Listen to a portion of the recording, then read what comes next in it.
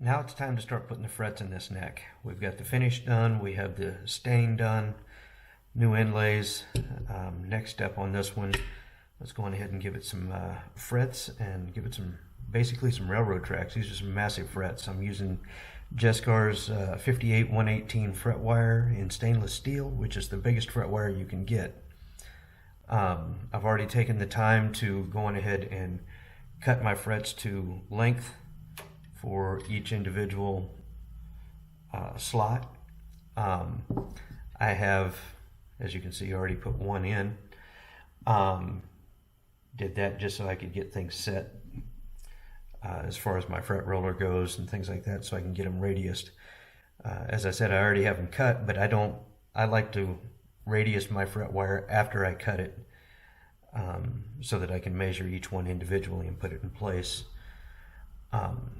Even though this is not a bound board, I still like to trim off the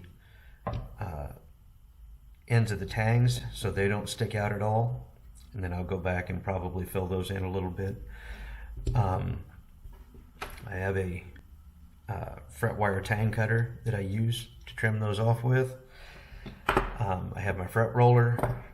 I also use a little file to smooth them up just a little bit, which I shouldn't have to use on this board anyway, considering there's no binding to have to worry about damaging. But you know, getting into a rhythm, getting into a practice for every single one is not a bad thing either.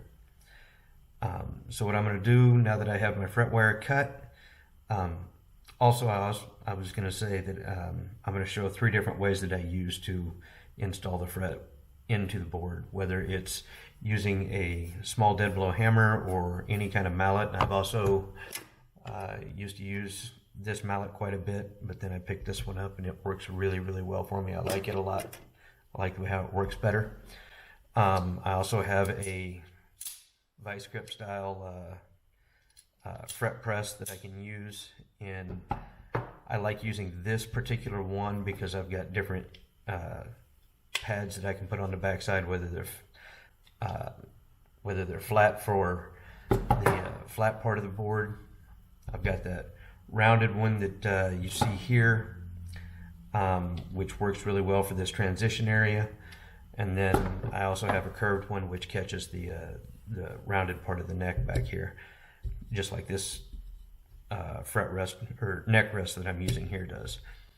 I typically only use this one when I get into a transition area, just because it's easy to get in and I can push it down in. It uses a radiused insert that goes in, and then I also have a caul that I put in my drill press, and I use these same radiused inserts that I'm using here. I can take it out of this one, put it in the drill press, and use the drill press as a fret press also. So what I'll do is I will hammer one in, I'll use the drill press on one, and I will use this on the transition one, which is fret number 14, and I'll press that in with the vice grip press. And then the rest of these, I'll probably just use the hammer, either the hammer or the drill press. I haven't decided, but I'll show these 3 first before I move on to the next. So we'll start with fret number 1 because it's easy, it's short, and 1 is a good place to start. So I'll go on ahead and roll my fret. A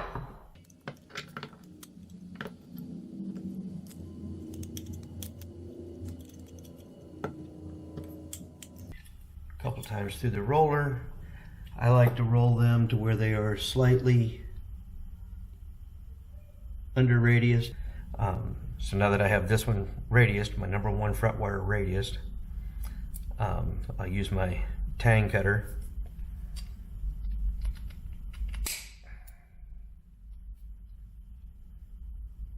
and trim the tangs off. And again, I don't have to do that with this particular board, but I don't like to have to worry about trying to file the tangs later. The tangs are slightly shorter than the board is. We'll go on ahead and give this a quick smooth off.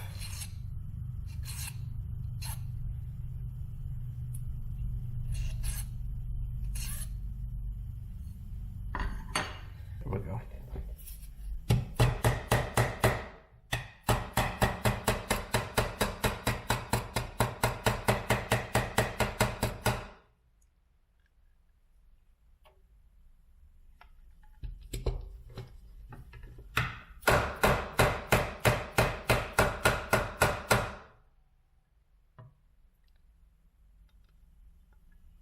And it's smooth to the board.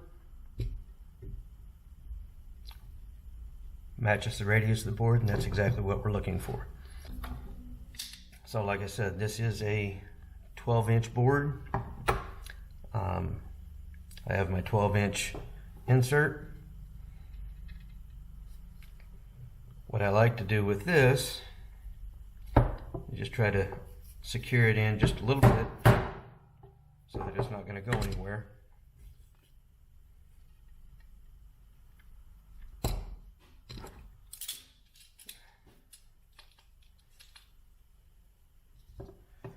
And you can put all of these in with this tool also.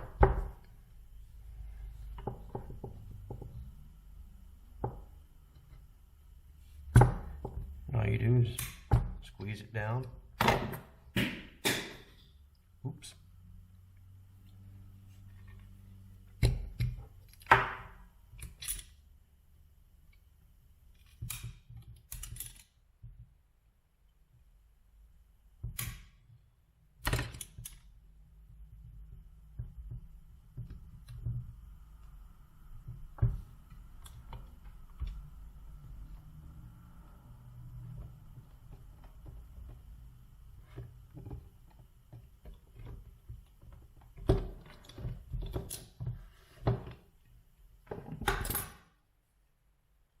This one is properly seated.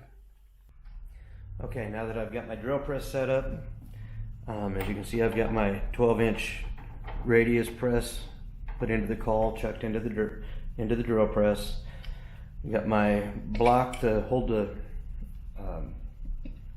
neck in place. I already have my fret wire radiused and trimmed for this one, ready to go. So we're going ahead. What I typically like to do is I like to put it in, like you saw me do earlier, just kind of tap one end in place just a little bit so that it's there. If I can get it set in place.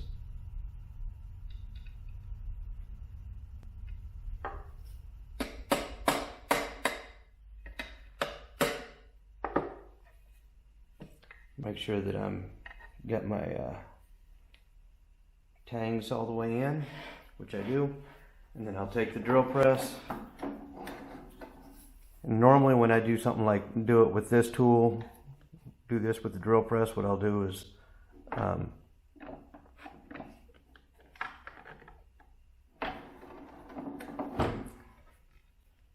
use the hammer to set all of them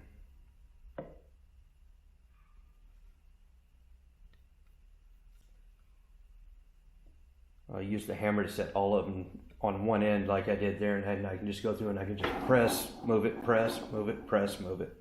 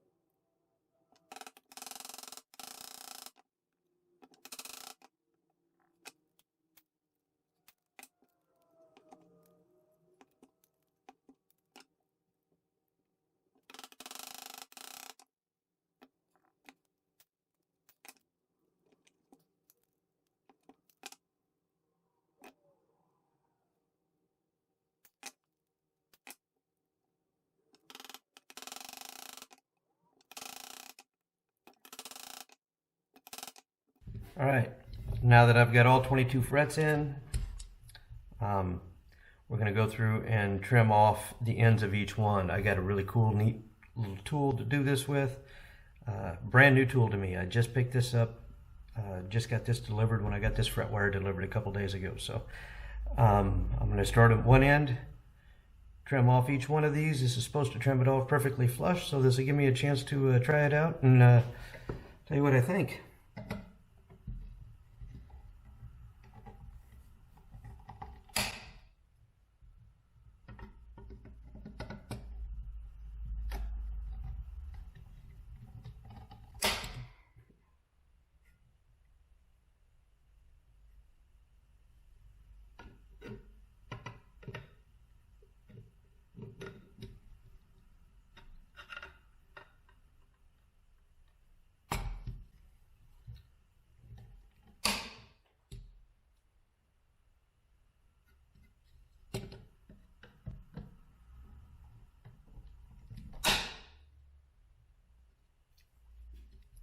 I think I might end up liking this.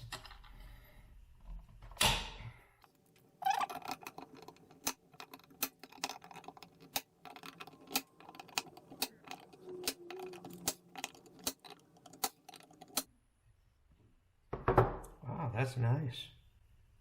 I did nick the board right there just a little bit. I can touch that up with a little rub of super glue and be perfectly good with it, but that'll make rounding these fret ends off really, really nice. That's cool. I gotta say, I'm impressed. I like it.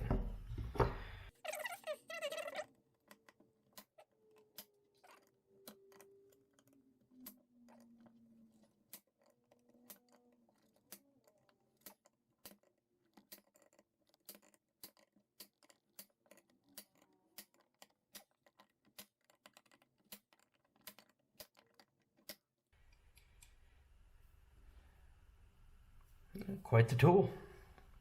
I like it.